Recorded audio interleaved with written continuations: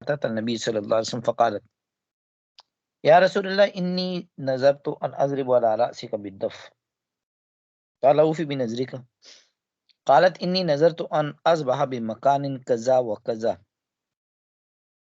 مکان کان یذبح فیہا اہل الجاہلیۃ قال لسنم قالت لا قال لوسر قالت لا قال اوفی بنظرک۔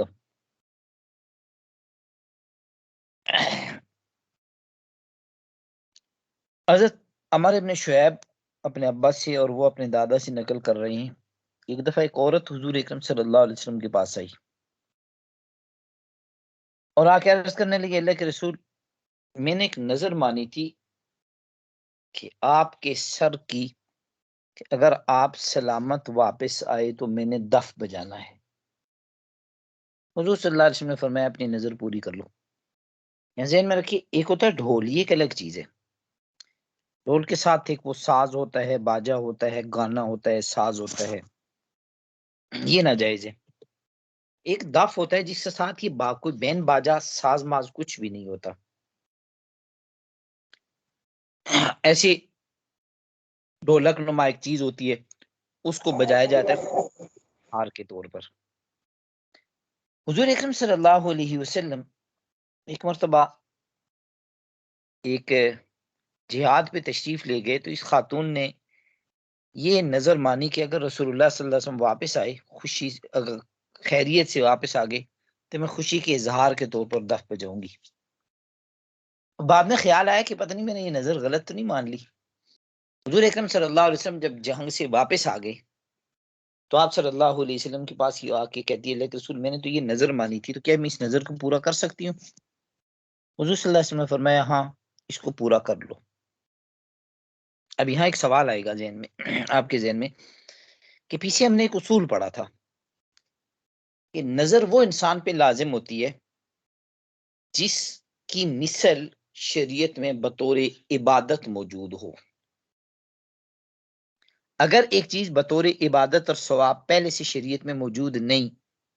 تو اس صورت میں اس نظر کو پورا، وہ نظر انسان پہ لازم نہیں ہوتی تو اس کو پورا کرنا ضروری نہیں ہوتا۔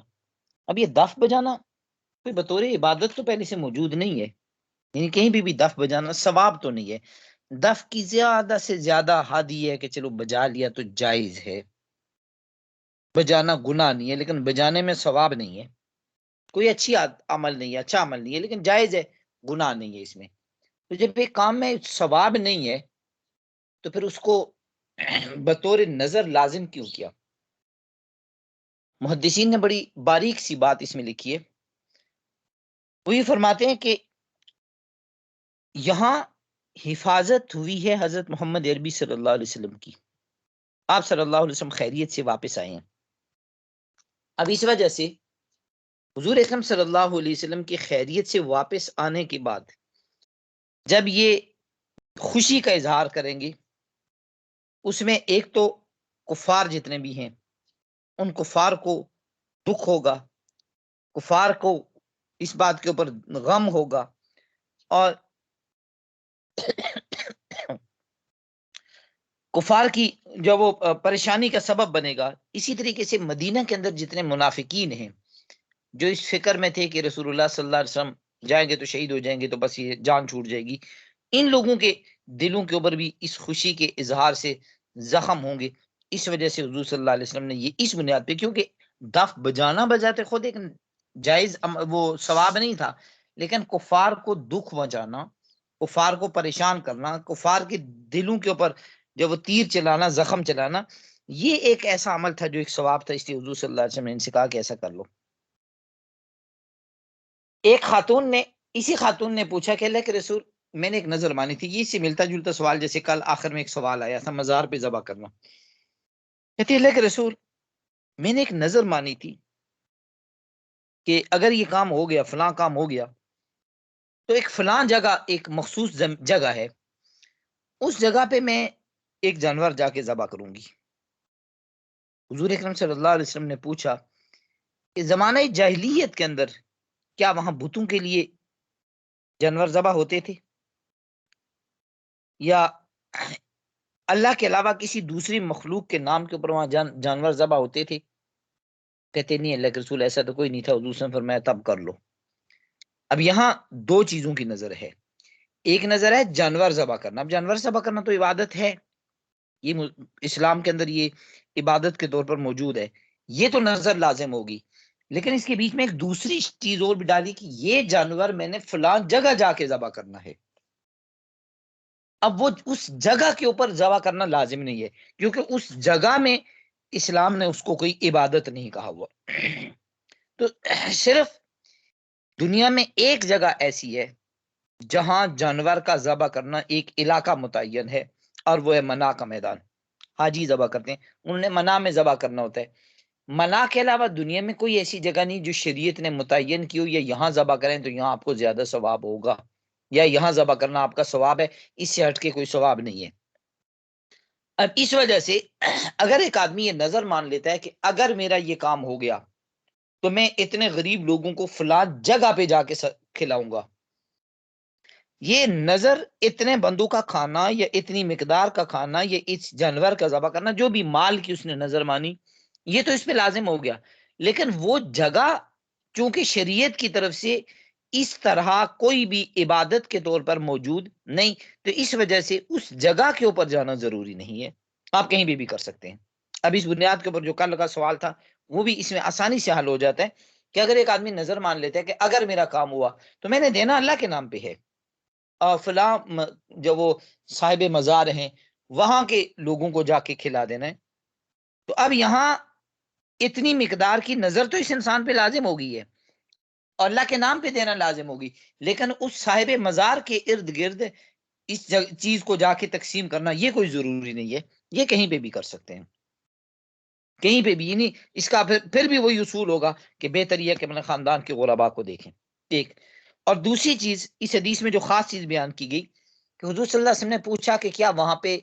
بتوں کی نام پہ تو نہیں ہوتا، غیر اللہ کے نام کے اوپر تو اس طرح کا کوئی عمل نہیں ہوتا؟ کہتی ہے نہیں، حضور صلی اللہ علیہ وسلم فرمایا ہاں، اب اگر کرتے ہو تو کر سکتے ہو، یعنی جائز ہے تمہارے لیے وہاں کرنا، لیکن اگر بتوں کے نام کے اوپر ہوتا تو اب یہ کرنا جائز نہیں تھا۔ تو اب کوئی جگہ ایسی، کسی بھی جگہ پہ کچھ لوگ تو اگرچہ اللہ کے نام پہ دے رہے ہیں، لیکن کچھ لوگ ایسے ہیں جو غیر اللہ کے نام پہ دے رہے ہیں، یعنی اللہ کے نام پہ نہیں ہو رہی، وہ کسی اور کے نام پہ ہو رہا ہے عمل، تو اس جگہ کے اوپر اس طریقے سے کرنا یہ جائز اور درست نہیں ہوگا، کیونکہ حضور صلی اللہ علیہ وسلم نے پہلے اس بات کی تفصیل پوچھ لی۔ اب اس بنیاد کے اوپر ایسے مواقع جتنے بھی ہوتے ہیں وہاں دونوں طرح کی چیزیں چل رہی ہوتی ہیں، تو ایسی جگہ کے اوپر پھر نہ کرنا، اور پھر اس افضل درجے کے اندر آ جانا کہ صدقات کی رہے گی اپنے گھر کی حد، اپنے رشتہ داروں کی حد تک، اپنے خاندان کی حد تک کی جائے۔ اگرچہ اس حدیث سے متعلقہ مسئلہ نہیں ہے، صدقے کے متعلقہ مسئلہ ہے، لیکن ایک چیز اور ذہن میں رکھیے، بسا اوقات ایسے ہوتا ہے کہ ایک آدمی اس طرح کی نظر مان لیتا ہے کہ اگر میرا یہ کام ہو گیا تو یہ بکرا میں فلاں جگہ دوں گا، یا میرا یہ کام ہو گیا تو یہ دیگ میں فلاں جگہ جا کے دوں گا، تو اب اس کے بعد یہ دیگ ہی دینا لازم نہیں ہو جاتا، یہ بکرا ہی دینا لازم نہیں ہو جاتا، اس کی قیمت بھی دی جا سکتی ہے، نظر کے اندر اس کی قیمت بھی دی جا سکتی ہے۔ مثال کے طور پر ایک آدمی نے نظر مان لی کہ میرا یہ کام ہو گیا تو میں نے ایک بکرا اللہ کی راہ میں دینا ہے، چاہے وہ کسی بھی انداز سے مانگا، اب اس کے ذمہ یہی ضروری نہیں کہ یہ بکرا ہی ذبح کرے، اس بکرے کی قیمت یہ کسی بھی ضرورت مند کو دے سکتا ہے، یہ اس بکرے کی قیمت میں کوئی اور چیز خرید کے دے سکتا ہے۔ اب بکرے کا اندازہ کیسے ہوگا؟ جب ایک آدمی یوں مطلقاً نظر مانگتا ہے کہ میرا یہ کام ہو گیا تو میں ایک بکرا دوں گا، تو اس وقت یہ وہ بکرا مراد ہوتا ہے جو متوسط درجے کا ہو۔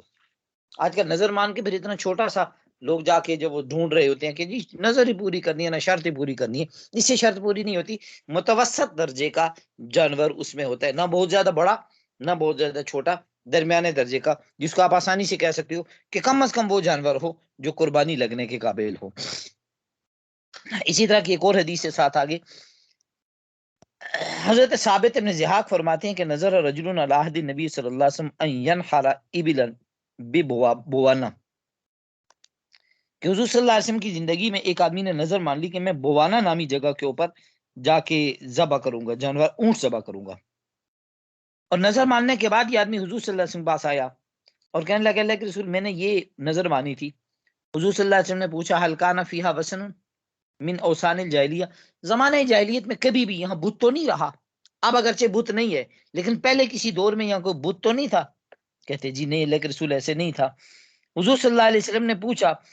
کہ حل کان فیہا عید من اعیادہم، اس بوانا نامی جگہ کے اوپر اسلام کے آنے سے پہلے زمانہ جاہلیت میں یہ لوگ کوئی اپنا کوئی فنکشن، کفار لوگ، مشرکین اور کفار، یہ کوئی یہاں پہ اپنا کوئی فنکشن، کوئی عید، کوئی خوشی اس طرح کا تو کوئی نہیں کرتے تھے، اپنا مذہبی تہوار کے طور پر وہ مناتے ہوں۔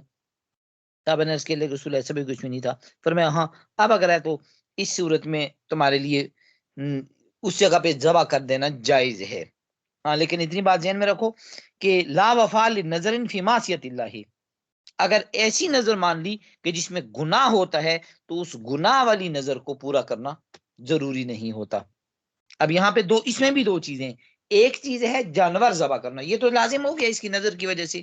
اور دوسرے فلاں مخصوص جگہ پہ جا کے ذبح کرنا،